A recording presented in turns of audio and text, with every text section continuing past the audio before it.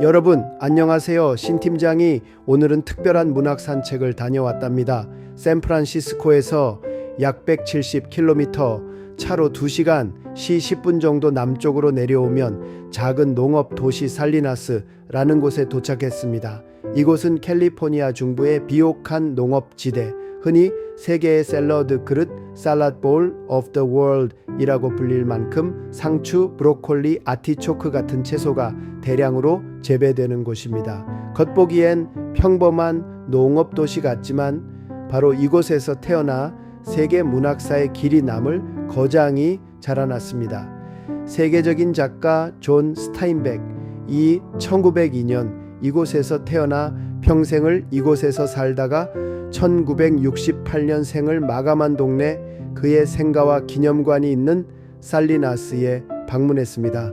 스타인백은 이 작은 도시에서 태어나 성장했고 그의 많은 작품은 고향의 농장과 노동자들의 삶을 사실적으로 그려냈습니다.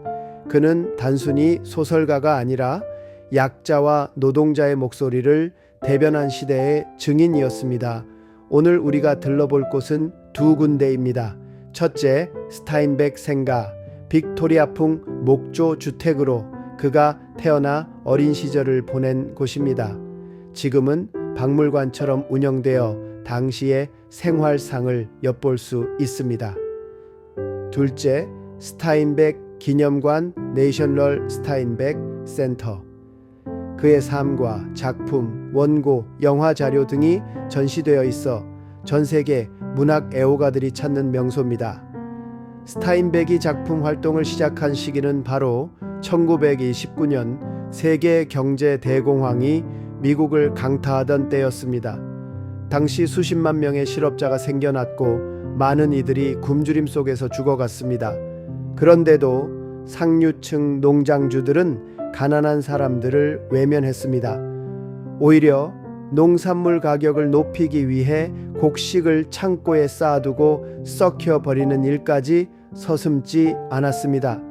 이런 현실을 적나라하게 기사화하고 소설화한 사람이 바로 스타인백이었습니다. 그는 고통받는 사람들의 목소리를 글로 옮겼고 그것은 미국 사회를 깊이 흔들어 놓았습니다.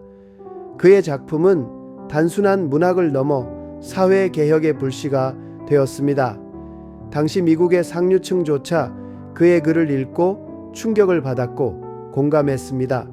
그로 인해 사회보장제도, 실업자 연금, 복지 정책이 논의되고 도입되는 데 큰 영향을 주었습니다. 이 모든 변화는 바로 프랭클린 D. 루스벨트 대통령 시대에 일어났습니다.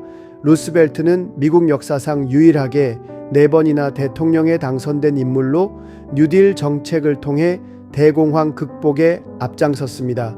그리고 그 시대의 국민적 공감을 만들어낸 문학의 힘이 바로 스타인백에게서 나왔습니다.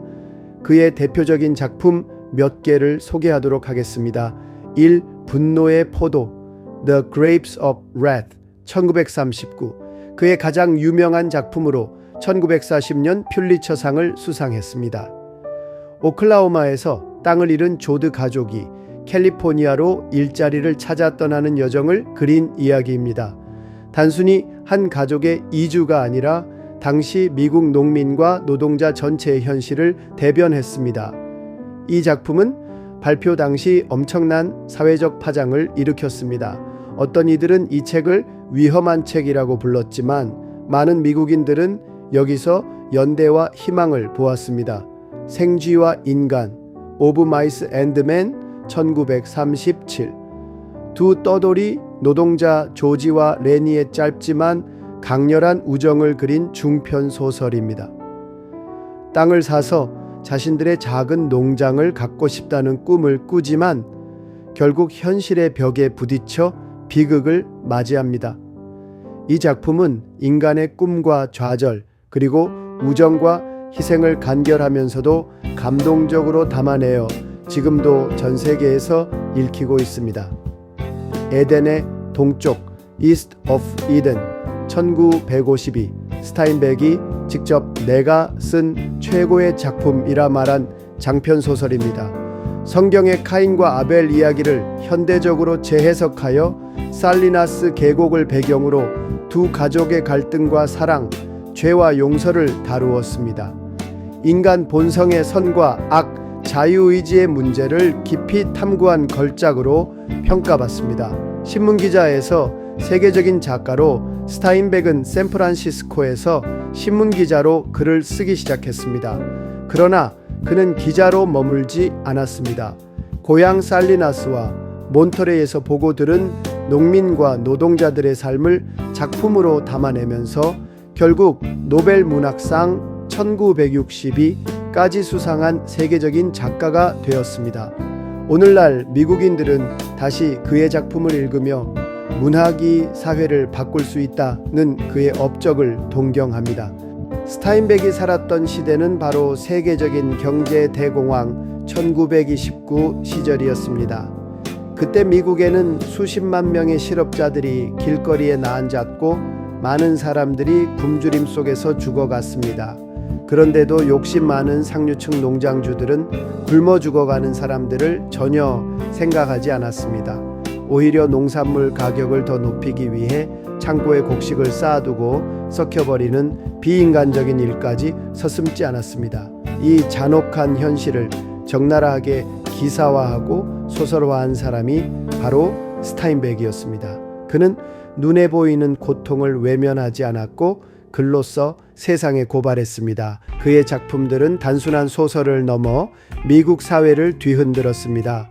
당시 미국의 상류층 사람들조차 그의 글을 읽고 충격과 감동을 받았습니다. 그 결과 약자와 노동자를 위한 사회보장제도, 실업자 연금, 복지정책 등이 논의되고 도입되는 데에 큰 동기부여가 되었습니다. 이 모든 것은 바로 프랭클린 루스벨트 대통령, 프랭클린 D. 루스벨트 시절의 이야기입니다. 루스벨트는 미국 역사상 유일하게 4번 대통령에 당선된 인물로 뉴딜 정책, 뉴딜을 통해 대공황 극복에 앞장섰습니다. 그리고 그 시대의 국민적 공감을 만들어낸 문학적 힘의 중심에 스타인백이 있었던 것입니다. 스타인백은 문학적 명성 못지않게 논란 많은 삶과 개인적 비화도 많습니다. 극진보적 성향 때문에 받았던 압박 스타인백은 단순히 소설을 쓰는데 그치지 않고 농민과 노동자의 편에 선 진보적 목소리를 내놓았습니다. 특히 분노의 포도가 발표되었을 때 농장주 보수층은 이 책을 공산주의 선전물이라고 공격했습니다. 그의 책을 불태우거나 도서관에서 빼버리는 일까지 벌어졌습니다. 이 때문에 스타인백은 미국 내에서 반인디펜 자본주의자, 좌파 작가로 낙인 찍혀 FBI가 그의 일거수일투족을 감시하기도 했습니다. 실제로 FBI 문서에는 스타인백이 위험사상가로 기록되어 있었고 1940년대에는 공산주의 연루 여부를 조사받은 기록까지 남아 있습니다. 작가의 결혼과 개인사를 이야기해 보겠습니다. 스타인백은 3번 결혼했습니다. 첫 번째 아내 캐롤 해닝은 가난한 시절부터 함께 했으나 성공 후 갈등으로 끝났습니다. 두 번째 아내 귀네비어 그웬 콩어와의 사이에서는 2 아들을 두었지만 결국 이혼했습니다.